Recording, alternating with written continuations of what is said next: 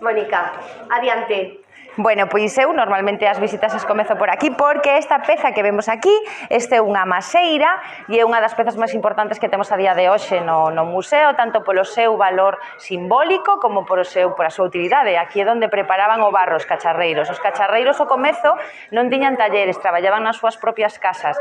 Entonces era imprescindible ter unha maseira destas para preparar ese barro. Maseira de madeira? Sí, é o tronco dunha árbore. Se extraía o barro no Monte do Barro, se facían excavacións no chan, se extraían terróns duros, eso había que desfacelo. Entón, o depositaban nestas pezas, nestas maseiras, con a axuda desa especie de mazos que temos aí, que é un pisón, o desfacían, vale? O cribaban con esas cribas, e xa seguidamente era cando amasaban, aquí tamén, que dai ven o seu nombre de maseira, de amasar barro, cando preparaban o barro, amasaban xa para empezar a traballalo. E o traballaban en estos tornos que temos aquí detrás. Moi ben. Mirade, estes tornos de madeira son os tornos antigos que funcionan ca perna do propio cacharreiro. Sí. Vale? Sí. Son tornos, bueno, vos imaginades, eu as visitas normalmente o marco cronolóxico que sigo é un pouco dende finais do século XIX, comezos do século XX. Por que este marco cronolóxico? Porque cando suceden algúns cambios na alfarería de Niño de Águia, bueno, pues entre eles a mecanización de algúns momentos deste proceso ou a introdución dun novo barro, que tamén foi algo moi importante. Entonces, nesta época, os tornos que se usaban eran como este que ves aquí. Funcionaban, pues como podes ver, coa perna do propio cacharreiro. Aquí era onde facían os cacharros. Despois, o museo tamén ofrece esta recreación de casa. Mira, ven por aquí, a vas a ver mellor dende este lado. Sí. Aí o que temos é unha lareira nesa esquiniña. O que pasa que hoxe estar con conta está así un pouco, esos tornos non van aí, para que se vexa mellor. É unha lareira que temos aí. Moi ben. E aquí arriba o que temos é a súa zona de descanso. Estamos recreando un pouco a casa de cacharreiro nesa época cando traballaban nas súas casas. Tiñan as camas, abaixo estaba a cociña onde facían vida e arriba tiñan a zona de descanso con un torno, ali hai un torno. Ai, que guai, sí, señor. Ese torno está aí porque os cacharreiros de Niño de Águia traballaban arriba, nas partes de arriba da casa, nos fallados, para facer, bueno, pues porque o aire abaixo onde está o lume, e o aire subía, o aire quente sube, co cal sempre fai máis calor arriba que abaixo. Claro. Temos que pensar que aquí fai frío no inverno e eles traballan coas mans molladas todo o tempo. Claro. Entonces, o feito de que ter as mans, eles teñen que ter tanta sensibilidade, non, para poder modelar. Desta maneira o que conseguían era un ambiente máis óptimo para traballar mellor. Vale? E unha vez que xa tiñan estes cacharros feitos, deixábanos secar e o seguinte paso era cocelos.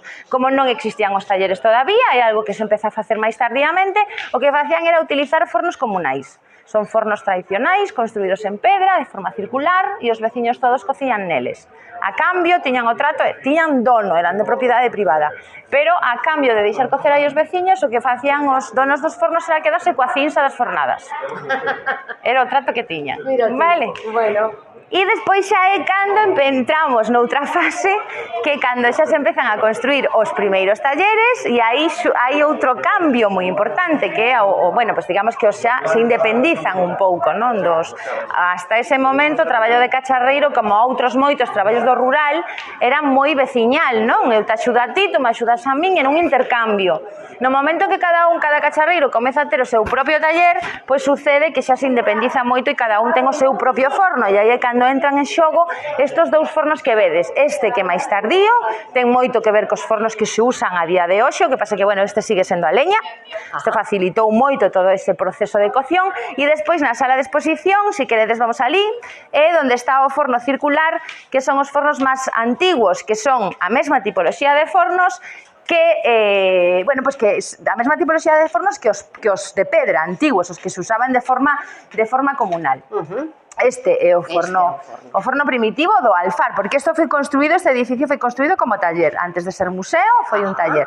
Entón, aquí se dividiu en dous talleres nun determinado momento, e dun lado temos este forno que foi o primeiro, e despois temos do outro lado aquel forno que foi o segundo que fixeron. Maravilloso. E xa, si queres ver as pezas, mirar as pezas que son as pezas tradicionais que temos nesta vitrina de barro amarelo, todos contedores, porque o barro amarelo non se pode levar ao lume, Ajá. De aí que se introducira a comezos do século XX outro tipo de barro roxo para poder facer cacharros, para poder cociñar. Isto todo que vedes aquí son os cacharros tradicionais. Que quero decir con isto? Que durante centos de anos se foron facendo contedores solamente. Entón, se vos fixades, todo isto son contedores. Ningún deles vale para facer comida, para cociñar. Por o feito de que vos comento, a composición do barro de Niño Daguia, que é ese barro amarelo, ten un alto contido en caolín. Vale? Eso lle dá moita plasticidade. Que quere decir eso? Que se fan cacharros moi grandes, voluminosos, pero moi lixeiros, pesan moi poucos.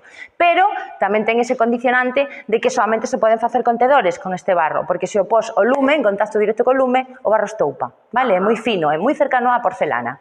E xa por último, se queredes ver esta colección que temos aquí, é parte da colección máis importante que temos en Galicia a día de hoxe, que é a colección, aquí hai un escalón, é a colección de Luciano García Lén. Esta é unha pequena parte desa gran colección e o que vemos é todo provincia de Ourense, vale? Son todos centros alfareiros que había en Ourense que foron desaparecendo a día de hoxe. O único que sigue traballando o barro é aquí, Niño Daguia, que como vedes son inconfundibles por a súa cor amarela, que tamén é debido a esa composición natural do barro.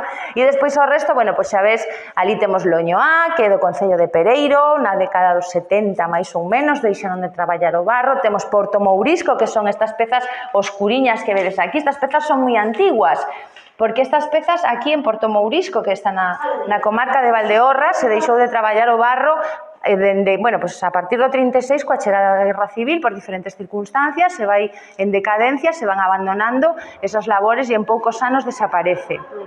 Despois temos Santomé, concello de Cartelle, tamén se dedicou á alfarería durante moitos anos, hasta que, bueno, tamén por diferentes motivos se foron abandonando as barreiras. Santomé é unha zona de montaña, onde a veces os cultivos non daban o que debería. Entonces, digamos que o facer cacharros era un complemento económico pois para poder sobrevivir nesta época. Despois temos Tioira, concello de Maceda, coñeceredes, tamén levaba moito tempo sin traballar o barro. Hoxe temos a sorte de que temos aquí a olería do Batán, que están facendo unha grande labor recuperando esa tradición. E despois xa por último temos aquí estas pezas de barro roxo, como vedes, isto é Rubiá, é un barro xa, Rubiá está tamén comarca de Valdeorras, xa lindando con Castela.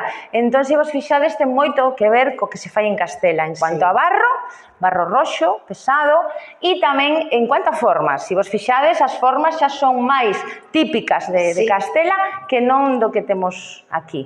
Con todo isto, o que vos quero decir é que había unha grande riqueza en cuanto a tipos de barro, que as barreiras siguen estando aí, e en cuanto a formas, e precisamente a noso compromiso, o noso deber, casi deberíamos decir, é conservar todas estas formas e estas tradicións, polo menos non deixar que desaparezcan en canto que a nos corresponde.